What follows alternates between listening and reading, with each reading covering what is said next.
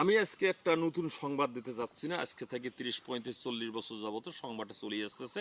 এই কথাটা আমি গোপনে রেখেছি না, কিছু মানুষের কাছে বলেছি। যাই হোক, আলহামদুলিল্লাহ, ইমাম মেহেদী আসতেছেন। এই যে ইমাম মেহেদী আসতেছেন, ইমাম মেহেদী যা আসতেছেন, এই কথাটা কয়জন ভাববেন? যাই হোক, ভাবার কোনো দরকার নাই, বুঝার দরকার। ইমাম মেহেদী আসলে কি হবে? এই যে কি হবে, অল বিশ্বে শাসনের একমাত্র পাওয়ার যোগ্য সেই ব্যক্তি আর কেউ নয়।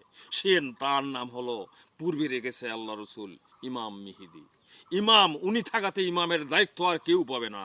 উনি থাকাতে ইমামের দায়িত্ব আর কেউ পাবে না। উনি থাকাতে ইমামের দায়িত্ব আর কেউ পাবে না। যতক্ষণ পর্যন্ত জেন্দা থাকবে, যতক্ষণ পর্যন্ত জেন্দা থাকবে, অতক্ষণ পর্যন্ত কারোর ওপর এ দায়িত্ব থাকবেন না। মেহেদী যতক্ষণ সময় পর্যন্ত পৃথিবীর ওপর রাজত্ব করবেন, একমাত্র রাজত্ব করবেন মেহেদী।